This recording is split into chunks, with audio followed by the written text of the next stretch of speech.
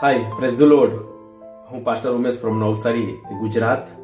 ફરી એકવાર સવારના મનનમાં દેવનું વચન હું શેર કરીશ તમારી આગળ. ભજન સંહિતા એનો 34મો અધ્યાય અને 9 અને 10 કલમમાં આપણે જોઈએ છે, યહોવાના સંતો તેનું ભય રાખો, કેમ કે તેનું ભય રાખનારને કશી ખોટ પડતી નથી. સિંહના બચ્ચાને તંગી વેઠવી પડે છે ને ભૂખ વેઠવી પડે છે, પણ જેઓ યહોવાને શોધે છે તેઓને કંઈ પણ સારાવાના અસર રહેશે નહીં. અહીં આપણે જોઈએ છે, બાઇબલ સ્પષ્ટ રીતે કહે છે, યહોવાના સંતો તેનું ભય રાખો. પણ કેમ આપણે તેનું ભય રાખીએ?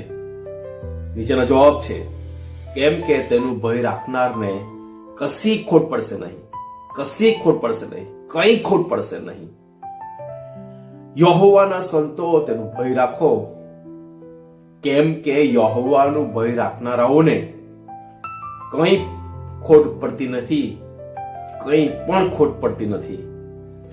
સિંહના બચ્ચાને તંગી વેઠવી પડે છે, પણ જેઓ યહોવાને શોધે છે તેઓને કંઈ પણ સારા વાનાની અસર રહેશે નહીં.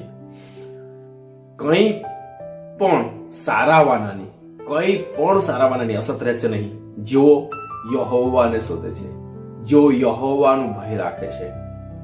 વહાલા, હું તમને કહેવા માંગુ છું, બાઇબલમાં આપણે એક નજર કરીએ છીએ ત્યારે પ્રભુનો દાસ શીખવતા એમ કહે છે, દાઉદ ભક્ત, હે યહોવાના સંતો, તમે યહોવાનું ભય રાખો. કેમ કે યહોવાનું ભય રાખનારને, એટલે કે પરમેશ્વરનું ભય રાખનારને કઈ ખોટ પડતી નથી. આગળ જુઓ તો સિંહના બચ્ચાને ભૂખ વેઠવી પડે છે, તંગી વેઠવી પડે છે, પણ જો યહોવાને શોધે છે તેઓને કંઈ પણ સારાવાના અસર રહેશે નહીં.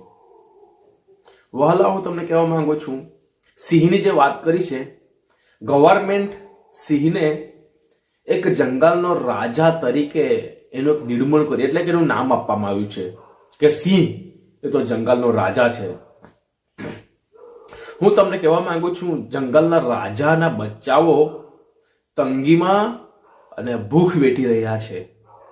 રાજાના, એ તો જંગલનો રાજા છે અને રાજાના છોકરાઓ ભૂખે મરે છે, રાજાના બચ્ચાઓ તંગી વેઠે છે. વહાલાઓ, હું આજે તમને કહેવા માંગુ છું, ચાલો આપણે બધા જ લોકો યહોવાનું ભય રાખીએ, તાકે આપણને કઈ જાતની ખોટ નહીં પડે. સમય બધી વ્યવસ્થાઓ આપણી પૂરી થાય માટે આપણે યહોવાનું ભય રાખીએ અને તેને શોધીએ. તે ક્યાં મળે છે, તેનો મહિમા કરીએ, તેનો જય જયકાર કરીએ, તેમની સેવા કરીએ, તેમનો પ્રચાર કરીએ, તેમને પ્રાર્થના કરીએ, તેમની ગવાહી આપીએ. કેમ કે તેને શોધનારને કોઈ પણ સારાવાના અસર રહેશે નહીં. જંગલનો રાજા જેના બચ્ચાઓ ભૂખે મરે છે, તેના બચ્ચાઓને તંગી વેઠવી પડે છે, વહાલાઓ યહોવાને શોધનારાઓને કશી ખોટ પડતી નથી.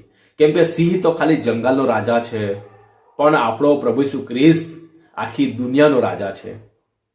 આખી દુનિયાનો રાજા છે. અને તેના બચ્ચા, ઓ હાલેલુયા, કદી ભીખ માંગતા નથી. ઓ હાલેલુયા, તેના બચ્ચાને કદી તંગી પડતી નથી. વહાલાઓ, તેના બચ્ચાને ભૂખ વેઠી પડતી નથી.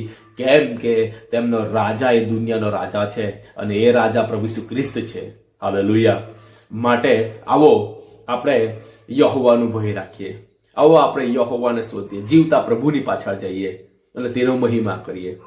વહાલાઓ, હું વિશ્વાસ કરું છું અને હું અધિકારથી ને ઘમંડથી અને અભિમાનથી બોલું છું કે પરમેશ્વરના બચ્ચા કદી ભીખ માંગતા નથી. કેમ કે જે પરમેશ્વર જે છે એ આખી દુનિયાનો રાજા છે. એ આકાશના પક્ષીને ખવડાવે તો તેના લોકોને પણ તે પૂરું પાડનાર એવો મારો પ્રભુ છે. માટે ઈશ્વર પિતાનો આભાર માનું છું. પ્રભુ, આજના વચન દ્વારા તમને